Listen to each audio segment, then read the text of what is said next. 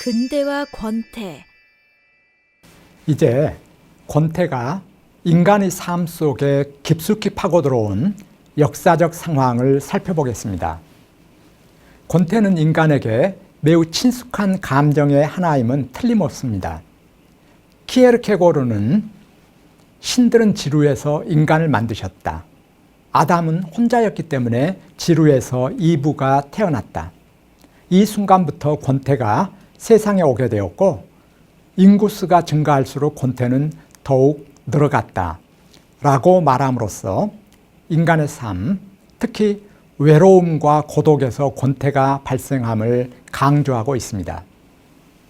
유사한 관점을 니체도 보여줍니다.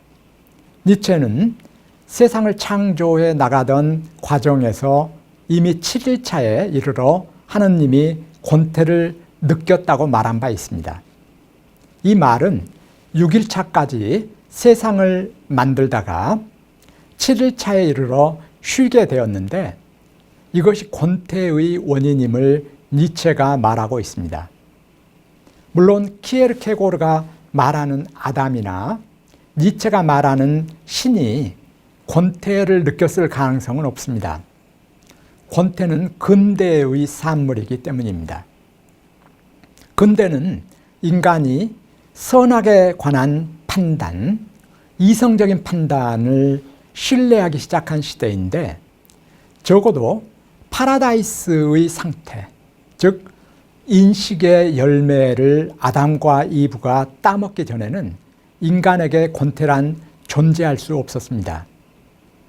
파라다이스에서는 전지전능한 신이 있었고 인간은 모든 것을 신에게 맡길 수 있었기 때문입니다. 이런 상태, 즉 선악의 판단을 내릴 수 없었던 상태에서 인간이 권태와 권태가 아닌 상태를 구별할 수는 없었을 것입니다. 불교에서 일체의 인식이 끊어진 상태, 일체의 사고와 생각이 멈춘 상태를 선이라고 말하고 이런 상태에 들어가는 것을 선정에 든다고 말하는데 선정의 상태에서 인간이 권태를 느끼지는 않는다는 사실을 염두에 두면 파라다이스의 상태에서 인간이 권태를 느낄 수는 없었을 것입니다. 삶 자체가 권태로운 시대, 즉 존재론적 권태가 논의될 수 있는 시기는 인간의 삶이 복잡해진 근대입니다. 고대 로마에도 권태를 표현한 시들이 없었던 것은 아닙니다. 예를 들면 고대 로마의 시인 세네카는 태양 아래에 새로운 것이 없다라든가 혹은 삶에 대한 실증이라는 표현을 쓴 것으로 봐서 권태는 어느 시대에도 존재할 수 있습니다. 그러나 이러한 표현들, 즉 삶에 대한 실증이 인간 존재의 일반적인 현상으로, 즉 광범위한 문화적 현상으로 자리 잡게 된 것은 근대인데 근대의 출발점을 1800년으로 보는 것은 매우 일반화된 관점입니다. 근대 이전의 권태는 귀족과 성직자를 중심으로 한 일부 신분에 국한된 현상이었는데 근대 이후에는 권태가 일반인의 삶에 보편적으로 드러나기 시작했습니다. 근대를 흔히 모던 타임스라고 하는데 근대의 예술의 흐름을 모더니즘이라고 합니다. 모더니즘의 시작에 낭만주의가 존재하는데 낭만주의의 가장 일반적인 주제들이 권태였다는 사실은 이미 잘 알려져 있습니다. 낭만주의 작품에서 현실에 적응하지 못하고 아무런 일에도 흥미를 가질 수 없는 인물들이 광범위하게 나타납니다. 그 반대편에 서 있는 인물들은 이성적인 인물들이고 이들은 현실에 잘 적응하여 사회적으로 성공을 거두는데 낭만주의 문학의 주인공들은 대체로 현실에 적응하지 못하고 따라서 외딴방에 처박혀 시간의 흐름을 제대로 느끼지 못하는 인물, 따라서 권태에 사로잡혀 있는 인물로 묘사됩니다. 이것은 권태가 근대의 산물로서 근대에 와서 폭넓게 권태라는 현상이 퍼져 있음을 보여줍니다. 근대 이전의 권태는 귀족과 성직자들에게 국한된 현상이라는 데에서 권태의 발생을 유추해 볼 수 있는 사회 경제적 조건이 분명해집니다. 귀족과 성직자들은 생계를 꾸리기 위해서 돈을 벌지 않습니다. 즉 삶이 풍족하고 부족함이 없는데 이들에게 권태가 느껴졌습니다. 그 이외의 신분의 사람들은 살아가기 위해 돈을 벌어야 했고 이런 상황에서 권태나 게으름이 나타날 수는 없습니다. 권태는 물질적인 풍요의 산물입니다. 인간은 물질적으로 풍요로울수록 더 많은 권태를 느낀다는 것은 역설이지만 사실입니다. 물질적 풍요와 권태의 상관관계는 어떻게 이해해야 할까요? 인간은 자신이 살아가고 있는 사회와 문화에서 의미를 찾을 수 있는 한에는 절대로 권태를 느끼지 않습니다. 고대와 중세의 경우가 그 예에 속합니다.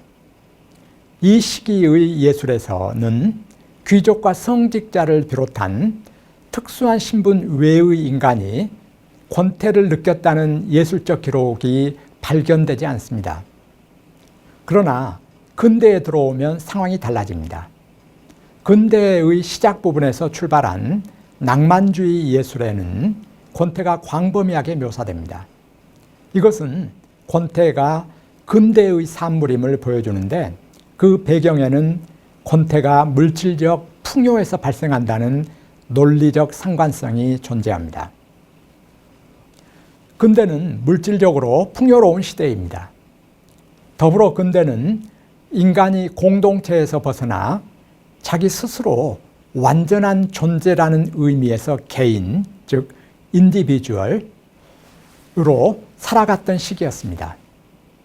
고대의 도시 공동체나 중세의 신중심의 공동체가 인간의 삶 속에 확고하게 자리 잡고 있을 때 인간은 공동체에 의미를 두면서 자기 자신을 드러낼 수 없었습니다. 즉 인간은 스스로 완전한 존재라는 의미에서 개인이 아니었던 것이죠. 그러나 근대가 시작되면서 인간은 공동체에서 독립하게 되고 스스로 완전한 존재라고 여기게 됩니다. 여기에서 권태란 의미의 완전성이 무너질 때 발생한다고 유추해 볼 수 있습니다. 다른 말로 하면 공동체의 존재가 가능할 때, 그리고 공동체가 인간의 삶에 의미를 부여할 수 있을 때 인간은 권태를 느낄 수 없습니다. 그러나 근대가 시작되면서 인간은 개인이 되었고 공동체와 관계를 잃게 됩니다. 이와 더불어 인간을 둘러싼 사회나 문화가 제시하는 의미의 완전성도 무너지게 됩니다. 의미의 완전성 혹은 공동체의 존재가 불가능할 때 인간은 삶에서 의미를 찾기가 어렵게 되고 이것이 권태를 발생케 하는 이유가 됩니다. 인간이 개인적인 삶에 대한 의미를 더 크게 부여할수록 일상에서 진부함을 더 많이 느끼는데 이것이 왜 근대의 권태가 인간 삶의 중심 문제로 등장하는가에 대한 좋은 해답을 제공합니다. 근대가 태동하면서 인간은 스스로를 완전한 존재, 즉 개인으로 이해했고 따라서 자신의 뜻, 의지를 실현하려 들었는데 그럴수록 인간의 일상은 더욱 감옥처럼 느껴질 수밖에 없었던 것입니다. 권태란 어떻게 보면 욕망의 산물입니다. 다양한 사건의 체험에 대한 욕망이 커질수록 권태도 커질 수밖에 없는 것이죠. 근대는 인간에게 여러 욕망에 대한 환상을 깊숙이 심어준 시대였습니다. 진보에 대한 환상, 물질적 부에 대한 환상, 이상과 기대의 실현에 대한 환상이 그것입니다. 그러나 이러한 환상은 말 그대로 환상에 그칠 뿐 실제 현실에서 실현되기는 어려운 시대가 또한 근대였습니다. 이런 의미에서 근대는 인간에게 환상과 환멸을 동시에 안겨준 시대였는데 삶에 대한 권태는 여기에서 발생할 수 있습니다. 철학과 예술에서 권태가 인간 특유의 감정으로서 폭발적인 관심을 끌게 된 시기는 산업화가 급속하게 진행된 18세기 이후, 즉 근대인데 물질적인 풍요로움이 유럽인들의 일상에 폭넓게 퍼지기 시작한 19세기 중반입니다.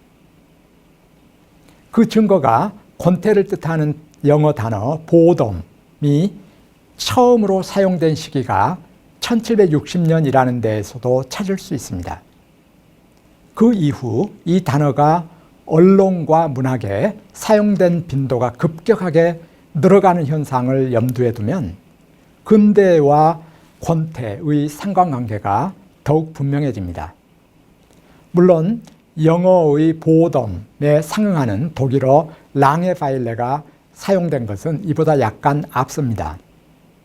문학에서 권태란 관심을 끄는 것이 아무것도 없고 따라서 삶이 단조롭고 지루하여 견디기 힘든 상태를 뜻합니다. 권태가 근대사회를 살아가는 인간의 숙명적인 감정이니 철학에서도 자주 주제화될 수밖에 없습니다. 키에르케고르는 권태를 이렇게 정의합니다. 권태란 얼마나 끔찍한 일인가. 끔찍할 정도로 지루하다. 늘 똑같은 일들이 반복될 뿐이다. 나는 아무것도 하지 못한 채 누워 퍼져 있을 뿐이다. 내게 보이는 것은 공허감뿐이다. 나는 이 공허감을 먹고 산다. 내가 움직이는 곳은 공허감뿐이다. 고통조차도 느낄 수 없다. 키에르케고르에 따르면 권태가 얼마나 지루하고 단조로우며 무의미하여 끔찍한 느낌을 주는지가 분명하게 드러납니다. 쇼펜하우어에 따르면 권태란 하나의 으뜸음을 중심으로 한 단조로운 선율이 계속 반복됨으로써 지루해질 수밖에 없는 음악과 같은 분위기. 다시 말하면 욕망도 없고 결핍에 대한 인식까지도 제거된 상태와 같습니다. 권태가 우울의 모태가 되는 이유, 이 둘의 결합에 의해 삶 자체가 짐으로 여겨지는 이유, 물질이 영혼을 잠식하는 이유가 이런 맥락에서 설명됩니다. 이 철학자가 물질적 풍요를 권태와 결합시키는 대목은 몹시 흥미롭습니다. 궁핍이 서민에게 가해지는 징벌이라면 권태는 상류 세계에 가해지는 징벌이다. 시민계급의 삶에서 권태는 일요일과 같고 궁핍은 6일간의 평일과 같다.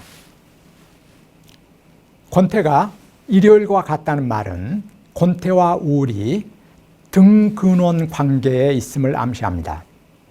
잘 알려져 있듯이 괴테의 파우스트에서 추구를 향한 의욕을 상실할 때 소르게, 이 소르게는 우리말로 근심을 뜻합니다. 이 소르게라는 인물이 파우스트의 영혼을 잠식하는 장면은 이를 잘 보여줍니다.